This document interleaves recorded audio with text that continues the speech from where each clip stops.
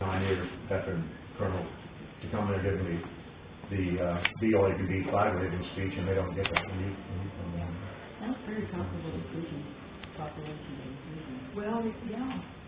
You said 26,000 per year? Per year.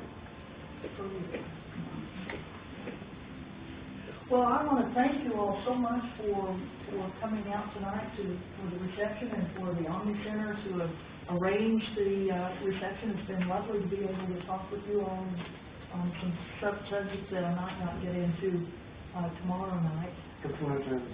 Well, you're most kind, and thank you. Keep up the great work.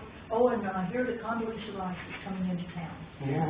And, I hope the OMNI Center gets some red paint put on your hands so that you can hold the red paint up to that moment. That was the first big paint in my house.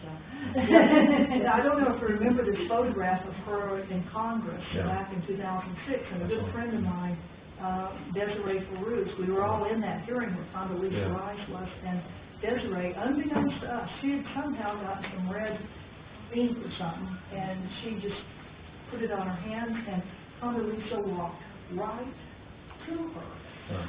And we were all going, where's her bodyguards? They were way back in the back, and Desiree just kind of stepped out and stood there and held up her hands. And these iconic photos of the red hands around Condoleezza Rice's head and yelling, war criminal, you're the blood of Iraq and Afghanistan's on your hands. And then, how many of you all saw last week at the Syria hearings with John Kerry? Yeah, the John Kerry had well, background, that's right. And those were not, I didn't have a hand in that, so to speak, because I'm currently banned from Capitol Hill.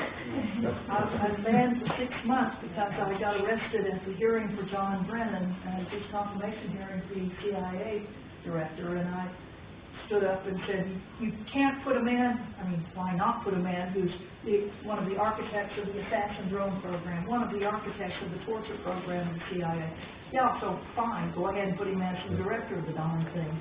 But I was saying, no, you can't do that, you can't put that man in, he's a criminal, a torturer, a droner, all this stuff. So I got hauled out, and my charge was disruption of Congress, and I'm banned from Congress for 6 months. So instead I was at Medea Benjamin's house. She was one of the hands there, and I was texting them. The hand on the left goes up a little bit higher, the one on the right go up this way, and for 3 hours those people kept their hands up there. And the pictures that have again gone out around the world about John Kerry and what he was saying about Syria have those bloody hands. So if you all would please greet Condoleezza Rice with bloody hands here, I would be eternally When they arrest you or take you off, what happens? Well, I know all the cops now, so like Officer Mike comes up and says, okay, out of here, and I have a new hip replacement, and well, not so new, it's about a year old, but it was the first time I'd gotten arrested since then, and I was in the middle of the row, and Mike was leaning over, kind of grabbing, and if you see the video of this thing, which is online, you can see me going, slow down, Mike, I've got a new hip, I can't go very fast, and then trying to say, don't confirm John Brennan, war criminal, slow, Mike, whoa, slow down. But the cops all know us now, and they're on our side. Back in the early days, in 2004 and 2005, many of those police officers had kids in the military, and by golly, they didn't want anybody talking about the war. And then the kids came back, and all of a sudden things started changing, and the cops were a little bit nicer and nicer, and to the extent that some hearings we would be in, one of the police would lean over and go, why are you here?